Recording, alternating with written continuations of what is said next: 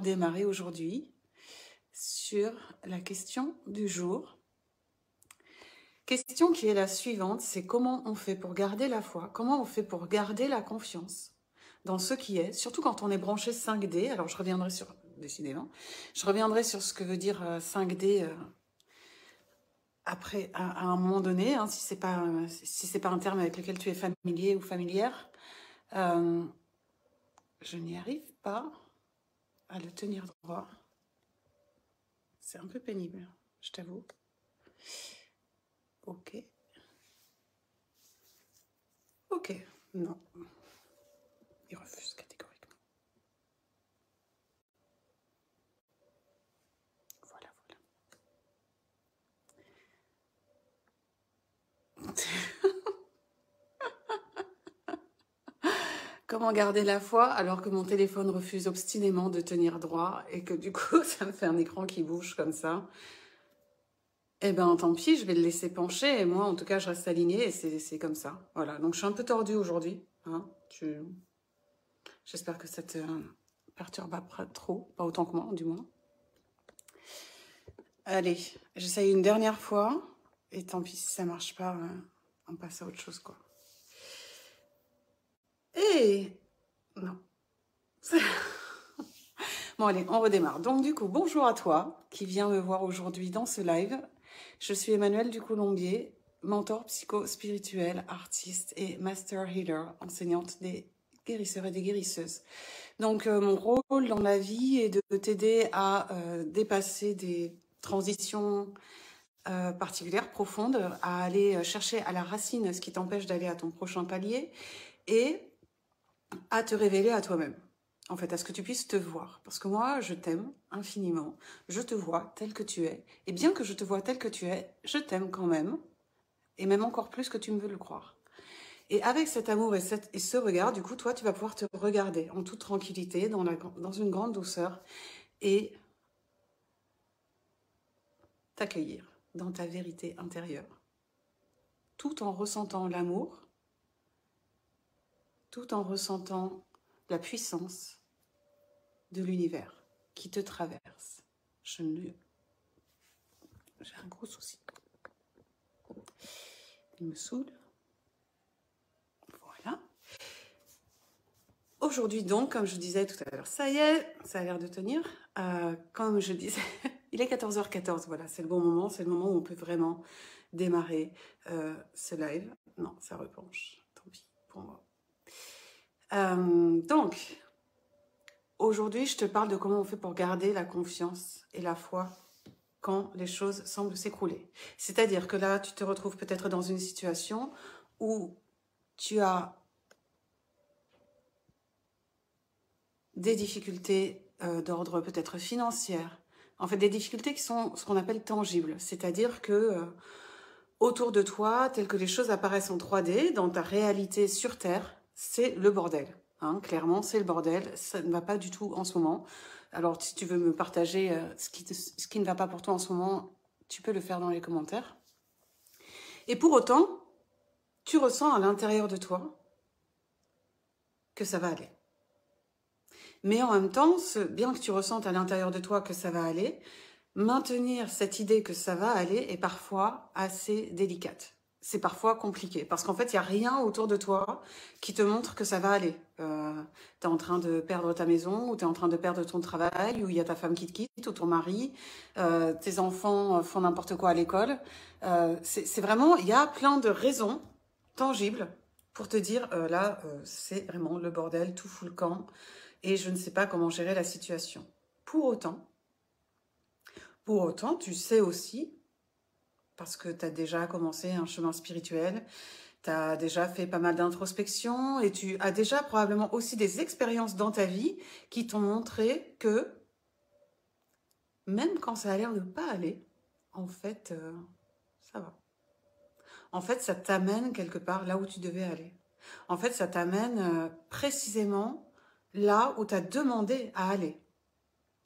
Alors, ma première proposition par rapport à cette question, pour pouvoir maintenir la confiance, c'est de te souvenir quelle était l'intention initiale.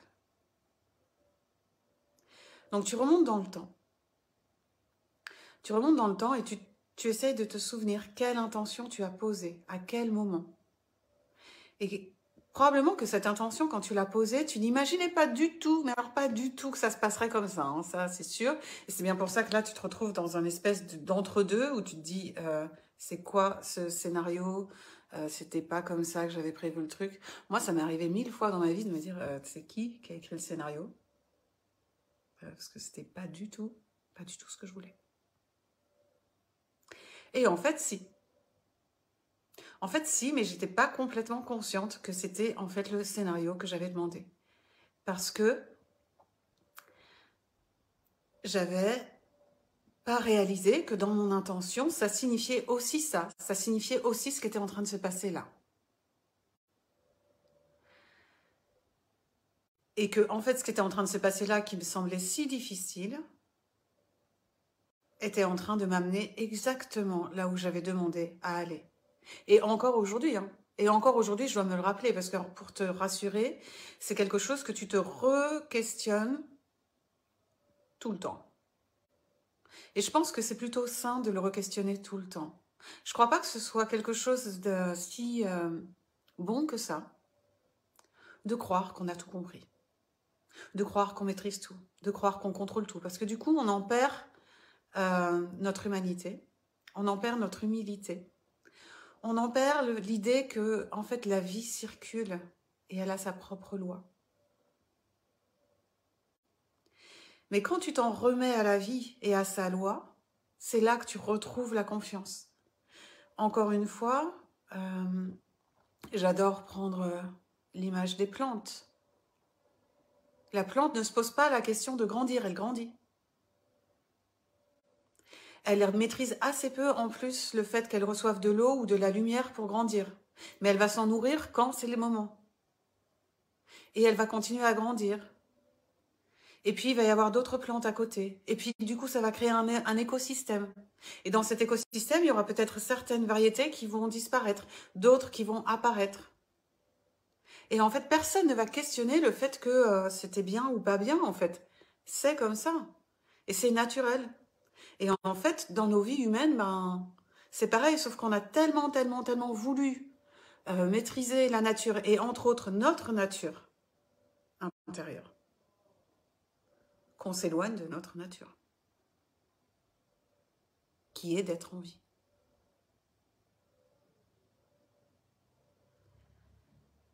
Est-ce que ça te parle, ce que je dis là? Comment ça résonne en toi? Je vais te donner ensuite des petits tips plus tangibles, hein, comme je t'ai promis. Parce que c'est bien beau de savoir tout ça, mais ça ne suffit pas, hein, on est bien d'accord. Mais je voulais poser le contexte. Je voulais poser le contexte parce que moi, en tout cas, comme quand tu poses une intention, comme quand tu as un projet, quand tu te souviens du pourquoi, tu sais, ça t'aide à reprendre une vision d'ensemble sur les choses. Et pour moi, c'est la première étape. Si je suis prise dans trop d'émotions, si je suis prise dans trop d'angoisse, si je suis complètement attrapée par mon mental qui me dit « Non mais regarde, là ça va pas du tout, il n'y a rien qui fonctionne comme prévu, etc. etc. » alors je reprends la respiration. C'est très très simple. C'est-à-dire que je commence par désactiver les pensées. Parce qu'un autre écueil dans lequel tu peux tomber, en particulier quand tu es dans un chemin d'éveil spirituel et que tu es déjà plutôt avancé, donc c'est-à-dire que tu connais déjà tous les trucs de 5D et tout ça. Ah oui, j'avais dit, je t'explique la 5D après. Donc tu connais déjà tout ça, tu connais déjà le pouvoir de la manifestation, la loi de l'attraction, il faut penser positif pour attirer du positif, tout ça. Bon, super. Tu connais tout ça et pourtant là c'est le bordel, on est d'accord. Donc c'est qu'il n'y a pas que ça. Et ouais, c'est qu'il n'y a pas que ça. Et en fait, on a un décalage qui va nous amener à nous juger en plus. À nous juger de « je n'arrive pas à appliquer des préceptes que j'enseigne moi-même aux autres » parce que là, je suis prise dans mon angoisse par rapport à telle ou telle ou telle ou telle situation. Alors qu'en fait, ce qui se passe, c'est que tu restes un être humain qui a de la vie qui circule à l'intérieur de toi et tu vis sur Terre. Donc, du coup, tout ce qui se passe sur Terre, tu le vis, tu l'éprouves, tu le ressens. Ça ne s'arrêtera pas. On n'est pas là pour être Dieu, mais on est là pour exprimer le divin en nous. Enfin, ça, c'est ma croyance. T'en penses ce que tu veux. Donc,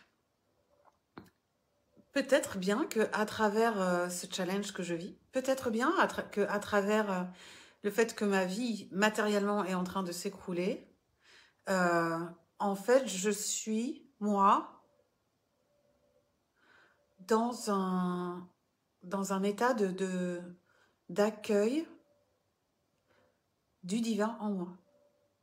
Pourquoi? Parce que qui a dit que le divin, et coucou Caroline, qui a dit que le divin, ou la lumière, ou l'univers, ou le plus grand que moi, devait s'exprimer que à travers la joie?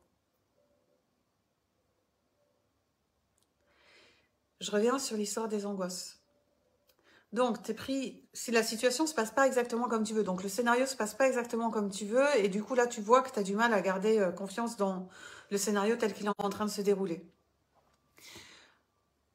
Donc il y a bien sûr l'intention, ce qu'on a vu au début. Puis, une fois que tu as repositionné ton intention qui t'a amené à cette situation, tu vas respirer et revenir à ta respiration.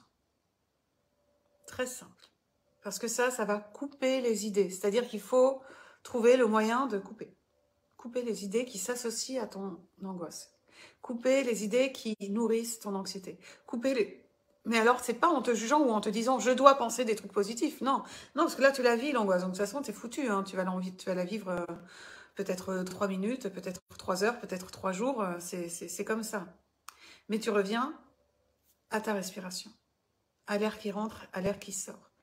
Quand tu respires, là, tu vois, là où se trouve mon pendentif, à peu près au niveau de mon sternum, si je respire en conscience à cet endroit-là, en observant ça, hein, l'air qui rentre, l'air qui sort. Tu peux le faire là en même temps que je t'en parle. L'air qui rentre, l'air qui sort. Au bout d'un moment, je fais le vide. Donc déjà, on désactive les pensées. Parce que toutes ces pensées-là me servent à peu près à rien. Parce que, admettons que j'ai des choses à gérer effectivement importantes dans ma vie matérielle, il faut que j'ai la tête froide. Il faut que je puisse analyser la situation. Il faut que j'ai du discernement. Donc mon anxiété, mon angoisse ne vont pas m'aider à ça et à répondre de manière tangible à ce qui se passe concrètement dans ma vie maintenant. Et ça, en fait, ça nous amène à la question de la confiance en soi. Et oui, on en revient toujours là. On en revient toujours à la question de la confiance en soi parce qu'en réalité, la confiance qu'on a dans l'univers, la confiance qu'on a dans ce qui se passe dans notre vie, la confiance qu'on a dans notre pouvoir de manifestation ou dans le fait que les choses vont se passer correctement pour nous, cette petite étoile est reliée à l'estime de soi, est reliée à la confiance en soi. Parce que finalement, la confiance, c'est quoi qu'il arrive dans ma vie, est-ce que je me sens en capacité de le gérer, de le surmonter et de le transformer? Et c'est parce que je me sens en capacité de faire tout ça que du coup, j'ai confiance dans la vie. Alors, il y a bien évidemment des moments où c'est plus challengeant que d'autres, on est d'accord. Mais quand même.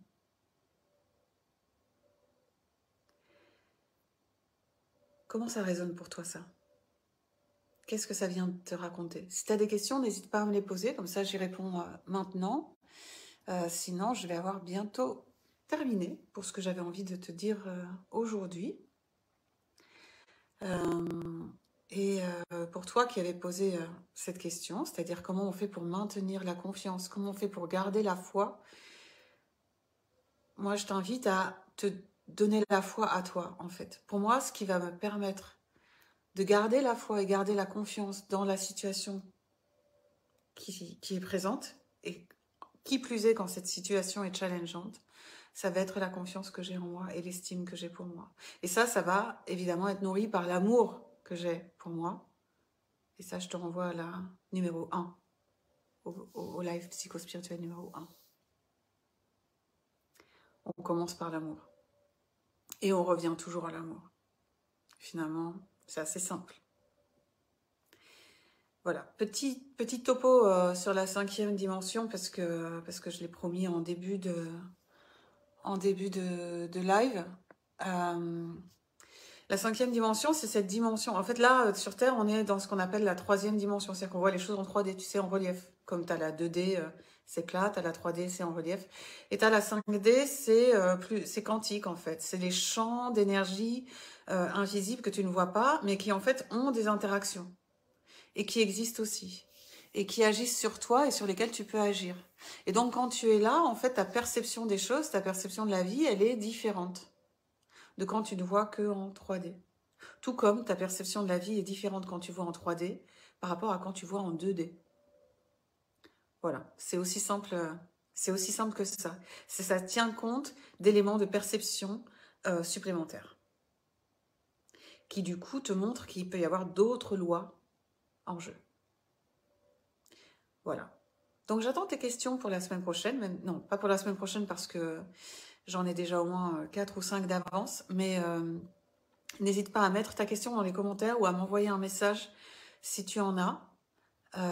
Et je serai ravie de te retrouver la semaine prochaine pour le prochain live psycho-spirituel. C'était donc Emmanuelle Ducoulombier en direct de son profil Facebook. Et je te dis à vendredi prochain. Passe une belle après-midi et à très bientôt. Ah non, j'ai oublié de te dire, complètement oublié, par rapport à l'activation dont tu pourrais avoir besoin pour passer le cap de retrouver confiance en toi et pour passer le cap d'agrandir ton champ de vision, tu peux me demander ce qu'on appelle un diva saut quantique. Et le diva saut quantique est une session individuelle en une fois, où du coup, comme son nom l'indique, on passe un saut quantique, on passe un palier de perception. Et quand on passe ce palier de perception, ça augmente la confiance qu'on a dans les choix qu'on fait, ça augmente la capacité à accueillir aussi, en fait, les choses dans ta vie et à grandir et expanser encore et toujours plus en ayant un être en équilibre et en harmonie à l'intérieur de toi. Voilà pour aujourd'hui. Je te souhaite une belle après-midi. Ciao.